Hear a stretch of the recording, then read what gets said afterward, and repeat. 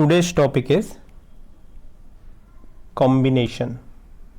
Combination हमारा आज का टॉपिक है कॉम्बिनेशन। परमुटेशन हमने कंप्लीट कर लिया है 7.3 में, डिफरेंट एक्सरसाइजेस कर लिए। सबसे पहले जो इम्पोर्टेंट की पॉइंट है कॉम्बिनेशन से related, order is not important. अब यहाँ पे आपको समझना होगा what is the meaning of order is not important. Order important नहीं होता कॉम्बिनेशन के केस में। What is the meaning when I से कि ऑर्डर इम्पॉर्टेंट नहीं होता? परमुटेशन में हमने क्या पढ़ा? Order is important, but in this case combination order is not important. हमारे डेली लाइफ में कुछ ऐसी इवेंट्स होते हैं जहाँ पे ऑर्डर इम्पॉर्टेंट होता है। जैसे मेरा नाम ही लिखना हुआ, तो नाम किसी का भी नाम ले लेते हैं, मेरा ही बार बार क्यों लूँगा मैं, अमित है, तो अमित में ऑर्डर है, first A, then M, then I, then T, then mean, then Amit. अगर सपोज करो मैंने 4 लेटर ऑफ द वर्ड्स दे दिया आपने, तो मीता हो गया, डिफरेंट नेम। तो ऑर्डर इज इम्पॉर्टेंट। तो यहाँ पे हमने सीखा कि order is important, then we use the permutation. But order is not important, then we can't use the permutation. तो हम कॉम्बिनेशन का यूज़ करेंगे। अब ऑर्डर कहाँ इंपॉर्टेंट नहीं होता? सपोज करो अभी क्रिकेट चल रहे हैं, तो क्रिकेट में क्या होता है, सपोज आपको 15 प्लेयर्स सेलेक्ट करने हैं, okay, out of 30 players we have to select 15 players. तो अब प्लेयर्स में जब टीम बनती है, when we finalise the team, so ये इंपॉर्टेंट नहीं है ना किस ऑर्डर में हमने सेलेक्ट किया प्लेयर्स को, ये इंपॉर्टेंट है कि 15 प्लेयर्स कौन कौन से हैं। तो यहाँ पे कोई ऑर्डर इंपॉर्टेंट नहीं होता है कि सबसे पहले विराट कोहली आएंगे, फिर रोहित, फिर Shikhar Dhawan and dot dot dot, जो भी प्लेयर्स हैं वो ऐसे आएंगे। हमें टोटल टीम से मतलब है, तो यहाँ पे ऑर्डर इंपॉर्टेंट नहीं होता। कुछ और एग्जांपल्स ले लेते हैं। जैसे सपोज करो अभी तो नमस्ते भारत चल रहा है, ओके, नहीं तो इसके पहले क्या करते थे हम, शेक हैंड करते थे ना। तो shake hand, suppose A is a student and B is student, इसने शेक हैंड कर दिया, बी स्टूडेंट्स ने, दोनों ने हाथ मिलाए। तो यहाँ पे ऑर्डर इंपॉर्टेंट नहीं है, ए ने बी से मिलाया कि बी ने ए से मिलाया, ओके। सो अगर मैं पूछूं कि नंबर ऑफ शेक हैंड कितने हुए, तो आप बोलोगे 1। ये इंपॉर्टेंट नहीं है बी ए और ए बी। तो ऐसा नहीं कि ए ने बी से मिलाया एंड बी ने ए से मिलाया तो 2 शेक हैंड होंगे, ऐसा नहीं है। सो this is single shake hand. तो यहाँ पे ऑर्डर इंपॉर्टेंट नहीं होता इस केसेस में। या फिर आप जैसे और क्या कर सकते हैं हम, और भी मैं आपको बता देता हूँ। Suppose this is the case of circle. Circle है, सर्कल में ढेर सारी कॉर्ड हमें ड्रॉ करनी है। सपोज करो this is the point of the circle, यहाँ पे हम कलर चेंज कर लेते हैं। This is the point of circle, we have 4 points of circle. तो my question is how many chord we can draw, हम कितनी कॉर्ड को ड्रॉ कर सकते हैं सर्कल में। तो आपका सिंपल सा क्वेश्चन होगा सर 1 2, ऐसे हम ढेर सारी कॉर्ड ड्रॉ कर सकते हैं आपस में, 1 2 3 4, ये सारे कार्ड हुए। तो आप काउंट कर लो जो भी हुआ, 6 chord we can draw, okay, 6 total 6 chord we can draw ना, ओके। तो अगर हम 6 कॉर्ड ड्रॉ कर रहे हैं, तो यहाँ पे क्या ऑर्डर इंपॉर्टेंट नहीं है। सपोज दिस इज 2 पॉइंट, तो दिस इज सिंगल लाइन, ऐसा नहीं है कि point A to B different line होगी और बी टू ए डिफरेंट होगी। अगर ऑर्डर इंपॉर्टेंट होता तो क्या होता, A to B and B to A are different line. जब हम अगली क्लास में वेक्टर पढ़ेंगे तो ये चीज़ें वहाँ पे पढ़ेंगे। वेक्टर में डायरेक्शन इंपॉर्टेंट है, तो दैट मीन्स वहाँ पे ऑर्डर इंपॉर्टेंट होगा। B to A line is different from A to B, but उसको डिफरेंट करते हैं, उसको अभी साइड में रखते हैं ना, अपना फोकस ऑर्डर पे ध्यान दो। ऑर्डर कहाँ पे इंपॉर्टेंट नहीं होता, तो ये हम कर लेते हैं। और कुछ एग्जांपल्स ले लेते हैं, ओके।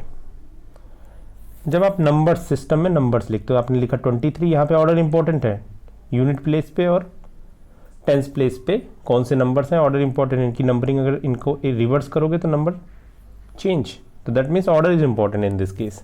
सेकंड के केस में ऑर्डर इंपॉर्टेंट नहीं था, लाइन ड्रॉ करने में ऑर्डर इंपॉर्टेंट नहीं था। तो आपको जहाँ पे ऑर्डर इंपॉर्टेंट नहीं होगा, कॉम्बिनेशन वहाँ पे हमारी हेल्प करेगा नंबर ऑफ अरेंजमेंट में, नंबर ऑफ सिलेक्शन में। सो अब देखते हैं कॉम्बिनेशन को, how to represent the combination. Combination is represented by NCR, where n is the total number of object, total number of objects. n क्या represent करेगा, जैसे same आपको यहाँ पे कंपेयर करना है। हमने परमुटेशंस में पढ़ा कि NPR, that means n different object we have to arrange R at a time, वहाँ पे पढ़ा था, काफ़ी डिस्कशन हुआ था। in the same pattern NCR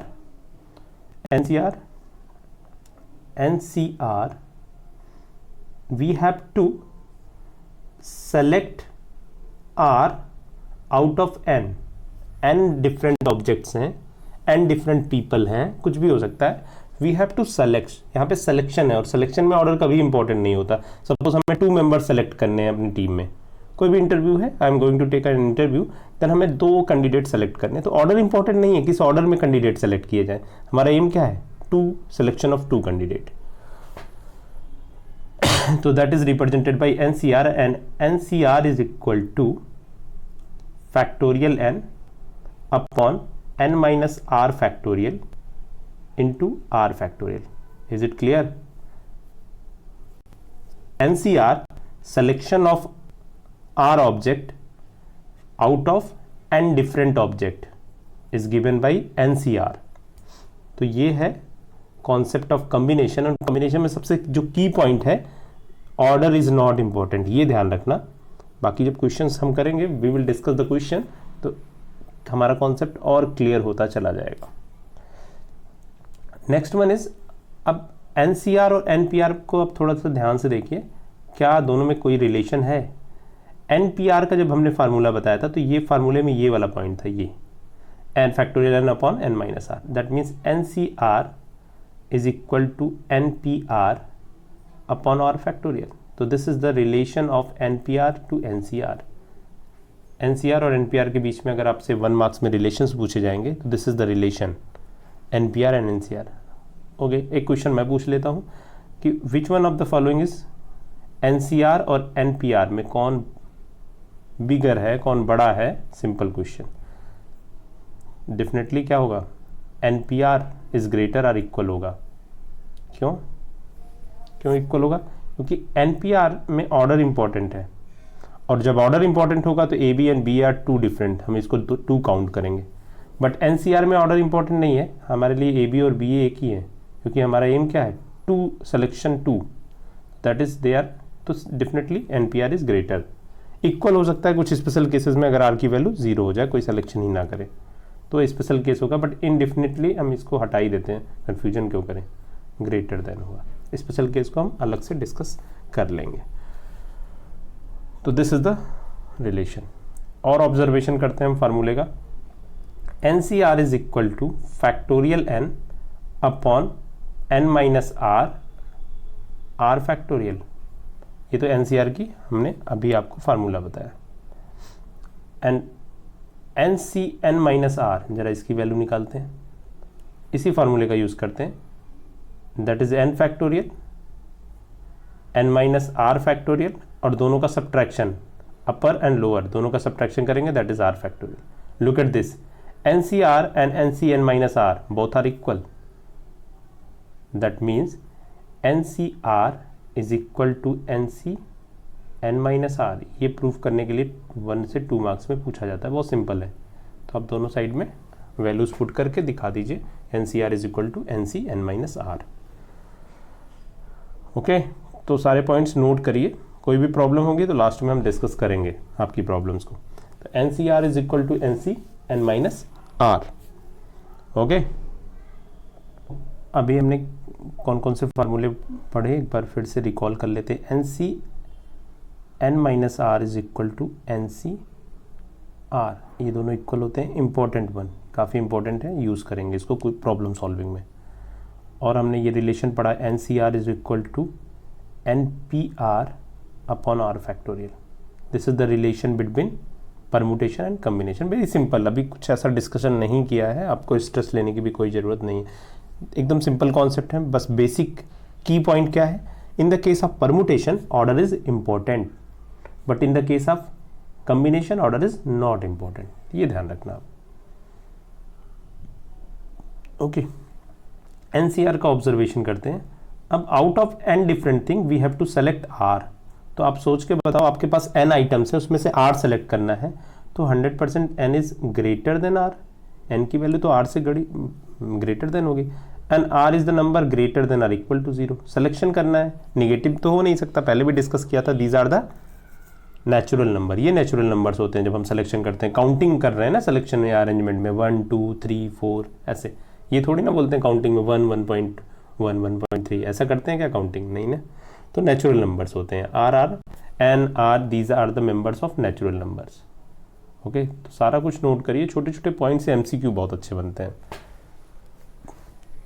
okay, so these are the important fact. कुछ और फार्मूले हैं काफ़ी इंपॉर्टेंट है, इनफैक्ट कुछ थ्योरम्स भी हैं, उन्हें प्रूव भी करेंगे। तो फर्स्ट जो आपके सिलेबस में है that is equal to n c r minus 1 plus n c r is equal to n plus 1 c r. इसको प्रूव करते हैं, ये थ्योरम है, ध्यान से देखिए, n c r minus 1 plus n c r is equal to n plus 1 c r. अब यहाँ पे ध्यान क्या देना है आपको, ये n टोटल ऑब्जेक्ट दोनों ही टर्म्स के इक्वल होने चाहिए, n की वैल्यू दोनों जगह होनी चाहिए, और लास्ट में जो रिजल्ट आएगा that is n plus 1 exceed कर जाएगा, और यहाँ पे r r माइनस 1 दोनों के बीच में सिंगल डिफरेंस होना चाहिए। दैट मीन्स हम इस थ्योरम को प्रूव करेंगे, फिर इस पे एक दो एग्जाम्पल्स लेंगे, that will clear your concept, कहीं कोई प्रॉब्लम नहीं आएगी आपको। ठीक है, तो इसको कर लेते हैं, मैं कंप्लीट कर लेता हूँ। स्टार्ट करते हैं एल एच एस से, लेफ्ट हैंड साइड स्टार्ट कर लेते हैं। N c r minus 1 n c r minus 1 plus n c r is equal to factorial n upon r minus 1 factorial into n minus r plus 1 factorial. आप subtraction करोगे तो -1 plus 1 में change हो जाएगा, plus n factorial upon n minus r factorial into r factorial. Okay, simplify करते हैं इनको। N factorial common in numerator, okay, r minus जो भी स्मॉलेस्ट होगा वही कॉमन होगा फैक्टोरियल में, आपको ये कॉन्सेप्ट तो मालूम है ना, whatever the smallest that will you can take the common. तो यहाँ पे स्मॉलेस्ट क्या है, आर माइनस 1 फैक्टोरियल स्मॉलेस्ट है, यहाँ पे n minus r factorial smallest है। अभी जो भी जिसके दिमाग में क्वेश्चन चल रहे होंगे सर ने कॉमन कैसे लिया, बस जस्ट वेट। एन फैक्टोरियल तो आप न्यूमरेटर से कॉमन कर सकते हो, कोई प्रॉब्लम नहीं है। आर माइनस 1 फैक्टोरियल कॉमन किया है तो दैट मीन्स यहाँ पे 1 होगा, into n minus r plus 1 that can be written as n minus r plus 1, और -1 करके हम फैक्टोरियल नोटेशन लिख सकते हैं ना, ये आपने फार्मूले पढ़े होंगे। जिसको प्रॉब्लम हो रही जरा एक बार यहाँ पे आप देख लो, मैं रेड कलर से फार्मूले लिख रहा हूँ। ये फैक्टोरियल नोटेशन यही तो था, factorial n is equal to n into n minus 1 factorial, this is the factorial notation. Is it clear? So okay, so means factorial क्या है, मल्टीप्लिकेशन है, तो मल्टीप्लिकेशन आप एक नंबर माइनस कर दो, उसके रिमेनिंग लेस नंबर पे फैक्टोरियल आ जाएगा। तो same n minus r factorial मैंने कॉमन कर लिया, तो यहाँ पे एन माइनस आर प्लस 1 हो गया। ओके, प्लस यहाँ पे भी एन फैक्टोरियल कॉमन है, ओके, एन फैक्टोरियल कॉमन है। यहाँ से मैंने एन माइनस आर फैक्टोरियल तो कॉमन कर लिया, this is 1। R factorial break करेंगे, r into r minus 1 factorial, r minus 1 factorial मैंने कॉमन कर लिया। किसी को प्रॉब्लम होगी तो बता देना, आई विल एक्सप्लेन, बट बहुत सिंपल है। देखना, यहाँ पे आर फैक्टोरियल को ब्रेक करोगे आप तो r into r minus 1 factorial common कर, आर माइनस 1 फैक्टोरियल मैंने कॉमन कर लिया। ओके, तो कोई प्रॉब्लम ही नहीं है, यहाँ पे आर हो गया। तो basically we have n factorial upon r minus 1 factorial n minus r factorial. अब सिंप्लीफाई कर लेते हैं, इनसाइड स्टोरी ये है n minus r plus 1 into r, this is LCM, simple LCM, यहाँ पे कोई प्रॉब्लम भी नहीं होगी आपको। So r plus n minus r plus 1, यहाँ पे कोई प्रॉब्लम, सिंपल है ये तो, आर से r cancel, what we have r से r cancel, we have n plus 1 upon this one. So next one is we have n factorial upon r factorial n minus r factorial, और यहाँ पे numerator में है n plus 1 factorial upon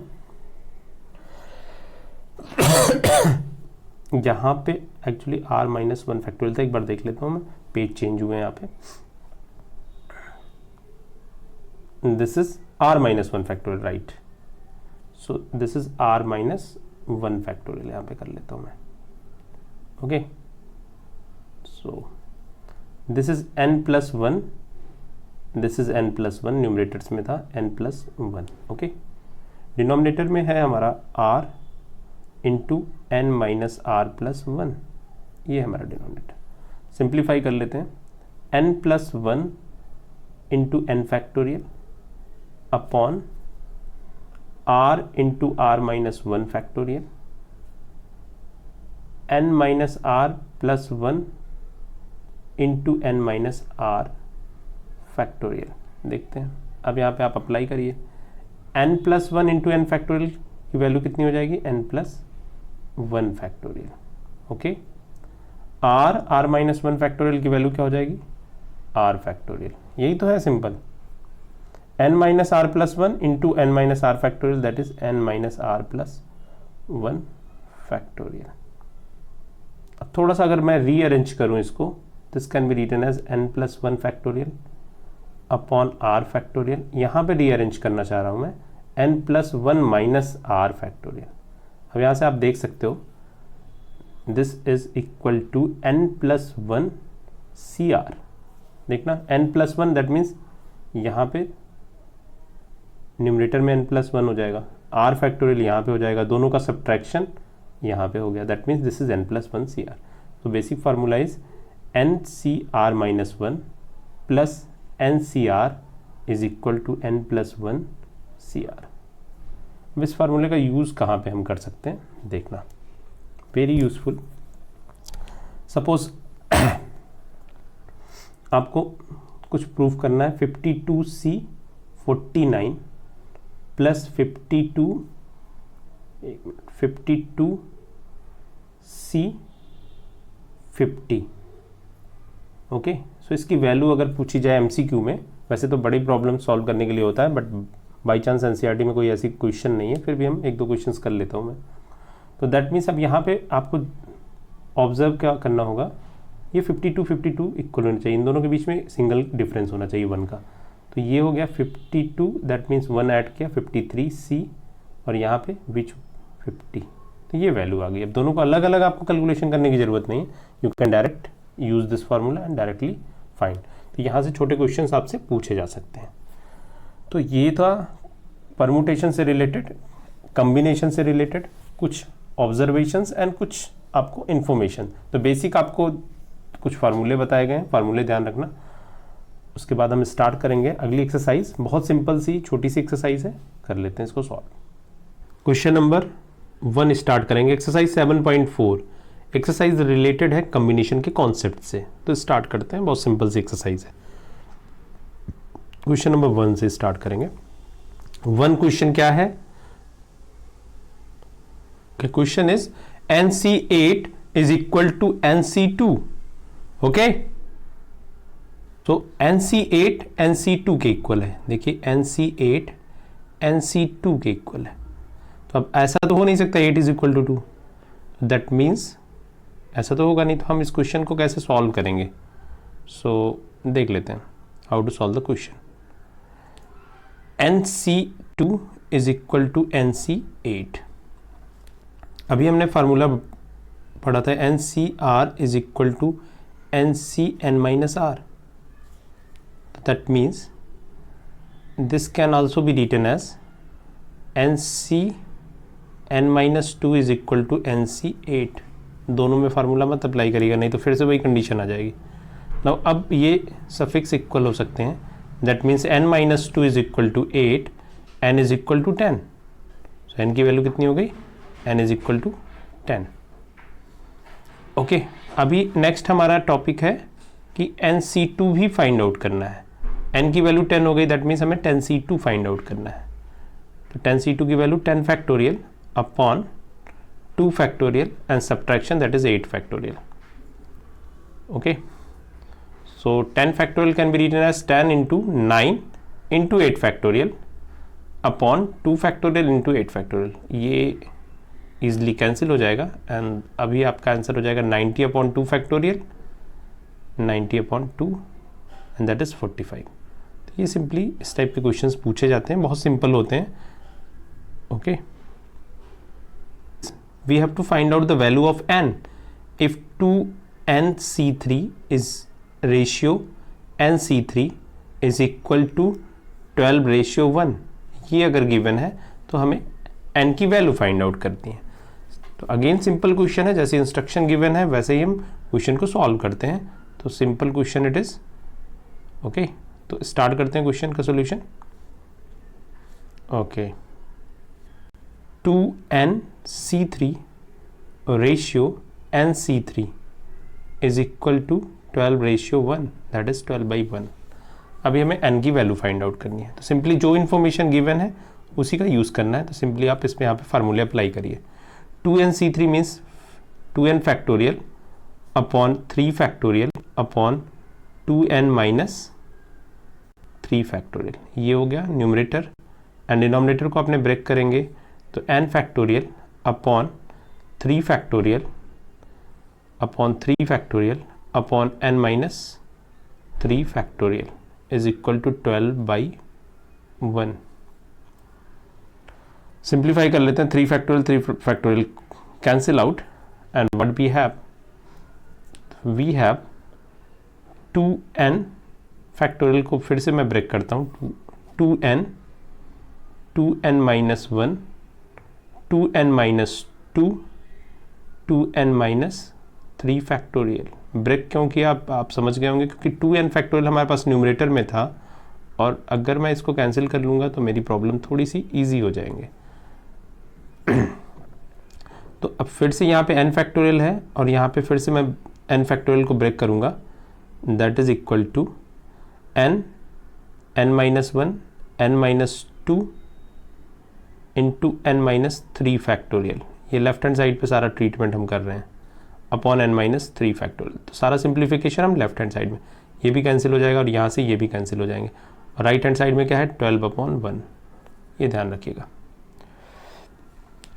और क्या cancel होगा, n से n भी कैंसिल होगा। तो फाइनली व्हाट वी हैव, तो फाइनली हमारे पास होगा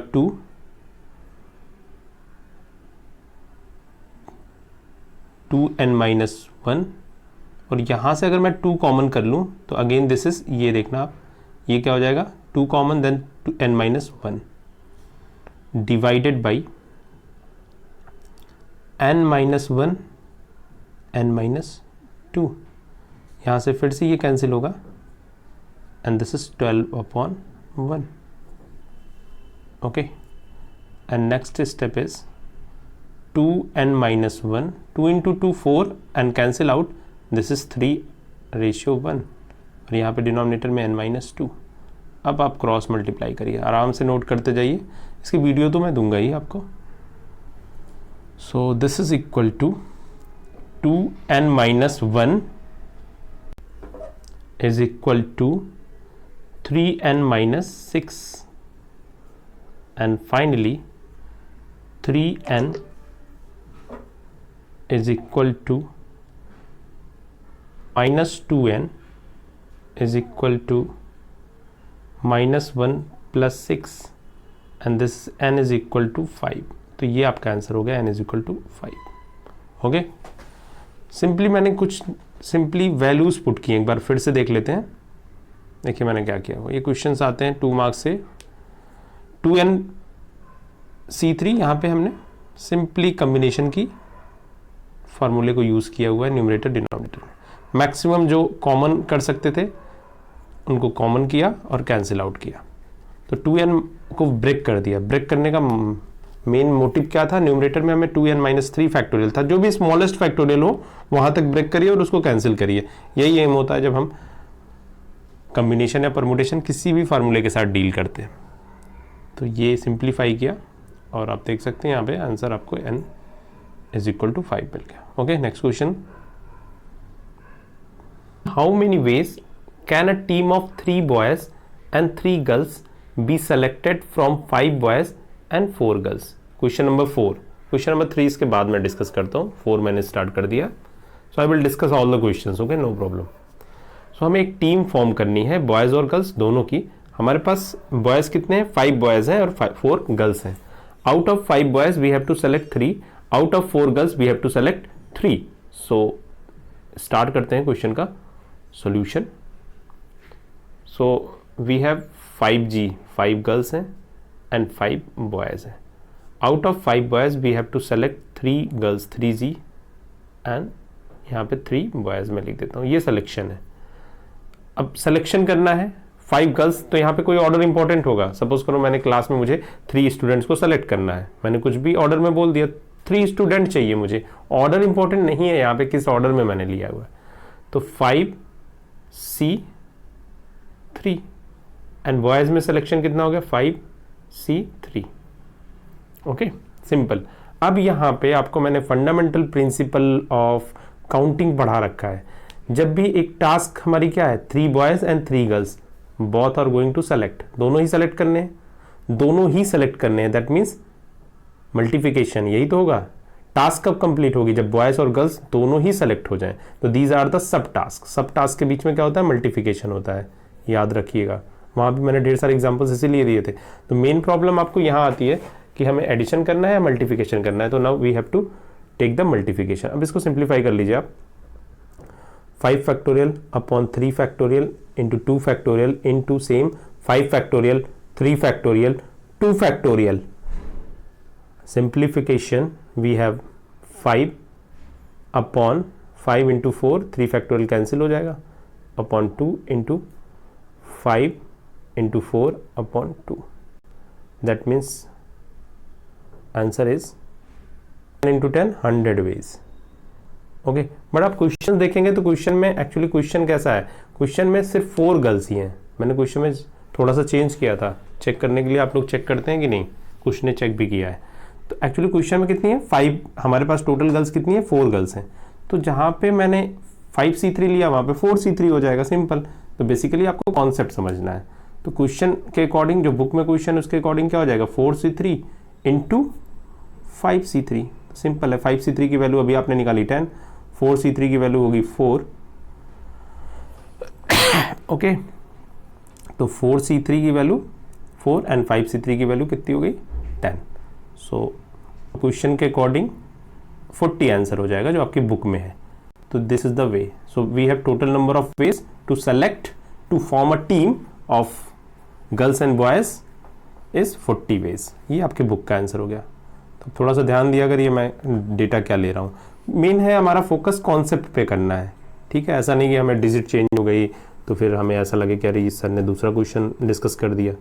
आपको थीम देखनी है, how to apply the formula, how to apply the concept, this is important. Okay,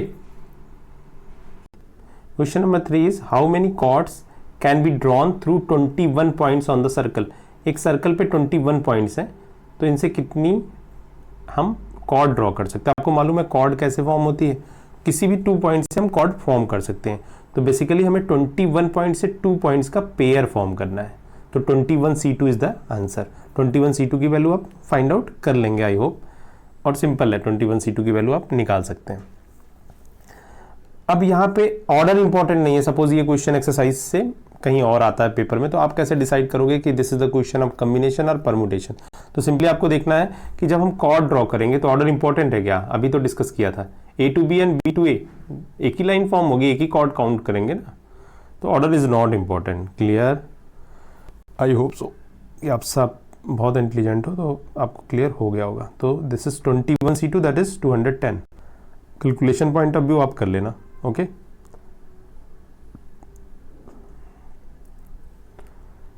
find the number of ways of selecting 9 balls from 6 red balls, 5 white balls, 5 blue balls.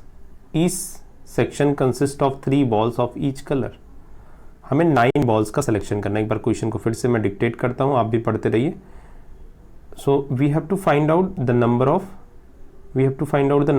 ways। ये हटा देता हूँ। तो find the number of ways of selecting 9 balls, 6 red balls, 5 white balls and 5 blue balls. Each selection consists of 3 balls of each color. हमें 9 balls का selection करना है। हमारे पास कितनी कलर्स की बॉल है? रेड, वाइट एंड ब्लू, तीनों colours की बॉल है। हर कलर में से 3 बॉल्स को सेलेक्ट करना है और टोटल 9 बॉल सेलेक्ट करनी है। तो स्टार्ट करते हैं क्वेश्चंस को। Okay, so we have 6 red balls. Okay, 6 red balls select करनी है। 5 वाइट बॉल्स हैं एंड 5 ब्लू कलर की हैं। ब्लू कलर है तो ब्लू कलर से ही कर देते हैं। 5 ब्लू कलर्स की बॉल है। ओके, अब ये हमारे पास हमारे बैग में ये कॉम्बिनेशंस है। यहाँ से एक स्टूडेंट को 9 बॉल्स सेलेक्ट करनी है। We have to select 9 balls और कंडीशन भी है कि हर कलर से 3 इक्वल अमाउंट ऑफ बॉल्स, हर कलर का इक्वल अमाउंट ऑफ रिप्रेजेंटेशन चाहिए आपके 9 बॉल्स के सिलेक्शन में। तो जब स्टूडेंट 3 बॉल्स यहाँ से सेलेक्ट करेगा, the number of ways is 6। C3 और P3 ऑर्डर इंपॉर्टेंट है सिलेक्शन में? No, order is not important. तो 6 C3, 5 वाइट बॉल सेलेक्ट करेगा तो 6, 5 C3, 5 ब्लू बॉल्स में से 3 सेलेक्ट करेगा C3। और सारे एक ही टास्क के पार्ट हैं, इसलिए हम क्या करेंगे? Multiplication using the concept of fundamental principle of counting. ये हम कर चुके हैं। ओके, तो ये आप कंप्लीट कर लोगे। I think this is the simple task. यहाँ पे कोई प्रॉब्लम है तो बोलो आप लोग। आई थिंक ये कंप्लीट हो जाएगा। इसकी वैल्यू पुट कर देना, मल्टीप्लिकेशन कर देना, सिंपल। नेक्स्ट क्वेश्चन पे फिर से नेक्स्ट क्वेश्चन हमारा कहाँ पे है? क्वेश्चन नंबर 5 तक हमने कंप्लीट कर लिया है। So next one is the question number 6, 7 दोनों डिस्कस करेंगे हम। देख लेते हैं। The number of 5 card combination out of deck of 52 cards. Cards के बारे में सारी इन्फॉर्मेशन है आई होप सबको, फिर भी नहीं होगी तो आप बता देना, इसके लिए मैं एक अलग से लेक्चर फॉर्म कर दूंगा। So we have to determine the number of 5 card combination out of 52 cards if there is exactly 1 ace in each combination. फिर से क्वेश्चन देखते हैं क्या है। कहीं को तो क्वेश्चन ही अभी समझ में नहीं आया होगा ना। फिर से आप देखिए, हमें 5 कार्ड का एक कॉम्बिनेशन, 52 कार्ड्स का पैक होता है, उसमें से 5 कार्ड्स निकालने हैं, 5 कार्ड्स के कंबाइन करने। और जो हमारा 5 कार्ड्स हमने पिक करना है उसमें से एक कार्ड एस का फिक्स है, एग्जैक्टली एक ही एस आना चाहिए। तो हम इसको 5 कार्ड के कॉम्बिनेशन को जो सिलेक्शन है उसको 2 पार्ट्स में डिवाइड कर देते हैं। एक पार्ट हुआ तो 1 एस कर देता हूँ, और 4 के लिए कोई कंडीशन नहीं है, बट वो एस नहीं होने चाहिए, तो एस का बंच अलग कर दूंगा एस का, और यहाँ से हम इस क्वेश्चन को करेंगे। करते हैं। Interesting question it is. We have 52 cards. Cards में सबसे पहले आपको इन्फॉर्मेशन होनी चाहिए एस कितने होते हैं। कितने एस होते हैं? 4 एस होते हैं। ओके, तो 48 नॉन एस कार्ड हो गए, नॉन एस, इसमें एस नहीं होगा। अब वहाँ पे कंडीशन है कि मुझे सिर्फ एग्जैक्टली 1 एस कार्ड चाहिए, तो मैं इस 4 में से एक कार्ड निकालूंगा, दैट इज 4C1, और इस 48 में से 4 कार्ड निकालूंगा। टोटल 5 कार्ड्स हमें सेलेक्ट करने हैं। तो ये स्ट्रेटजी होती है। क्वेश्चन को हमें क्वेश्चन के अकॉर्डिंग अपनी सॉल्यूशंस को फ्रेम करना होता है। तो 4C1 इंटू 48C4, कुछ भी अलग मेथड लोगे तो आपका आंसर वेरी करेगा। अब ये क्वेश्चन ये आप पुट कर दीजिए, आपका आंसर आ जाएगा। यहाँ पे फिर से कुछ लोगों के ये क्वेश्चन होंगे कि सर ऐसे ही करके छोड़ देना है क्या एग्जाम में? नहीं, आपको पूरा फाइनल सोल्यूशन करना है। दैट मीन्स यहाँ पे factorial 4 upon factorial 3 upon 1 factorial into 48 factorial upon 44 factorial into 4 factorial. अब ये सिंप्लीफाई करिए, आप वैल्यू पुट करिए, जो भी आंसर आएगा that is the final answer. यहाँ तक आप करते हैं तो आपके 1 मार्क्स डिडक्ट हो सकते हैं। Okay okay, in how many ways can one select a cricket team? हमें एक क्रिकेट टीम बनानी है फ्रॉम अ 17 प्लेयर। कितने प्लेयर हैं? 17 player, in which only 5 players are bowler, 5 players are bowlers, and each cricket team must exactly 4 bowlers. तो 4 bowlers हमें चाहिए अपनी क्रिकेट टीम में। हाँ, टीम ऑफ 11 की टीम ही होती है, ये सारे जानते हैं। तो ये तो जीएस हो गया कि क्रिकेट टीम में कितने मेंबर्स होते हैं, 11। ये तो जानना चाहिए एटलीस्ट, नहीं तो आप कुछ आओ और बोलने लगो सर वहाँ पे गिवन ही नहीं था कि क्रिकेट टीम में कितने मेंबर्स होंगे, हमें क्या मालूम। एग्जैक्टली 11 तो होते हैं, और क्वेश्चन में भी गिवन है, अगर नहीं गिवन है तब भी आपको 11 ही लेना है। ओके, सो 11 प्लेयर की टीम है और यहाँ पे हमारे पास कितने होंगे, 4 बॉलर्स की टीम होगी। तो 4 बॉलर्स होंगे। तो सिंपल है। अभी अब क्वेश्चन को कैसे इजीली सॉल्व कर सकते हैं देख लेता हूँ। आपने इस टाइप के क्वेश्चन अभी किए हैं ना। तो यहाँ पे 17 प्लेयर्स में से 5 बॉलिंग वाले हैं, तो आप 5 माइनस कर दिए 12 और 5 का कम्बिनेशन हो जाएगा। अब आपको 5 में से 4 लेने हैं, तो दैट मीन्स 5C4। अब आपको टोटल कितने मेंबर्स लेने थे, 11। तो यहाँ से रिमेनिंग 4 तो हमने सेलेक्ट कर लिए, तो बचे कितने आपके पास, 7। तो यहाँ से 7 सेलेक्ट करना है, मीन्स 12C7। दोनों को मल्टीप्लाई कर दीजिए, 12C7 इंटू 5C4, ये आपका आंसर आ जाएगा। तो जैसी क्वेश्चन की डिमांड है वैसा ही करते हैं ना। 17 थे, अपर सफिक्स देख लीजिए, लोअर सफिक्स में देख लीजिए, 7 + 4 दैट इज 11। हाँ, कैलकुलेशन थोड़ी ध्यान से करिएगा क्योंकि कैलकुलेशंस यहाँ पे काफ़ी हैं क्वेश्चंस में।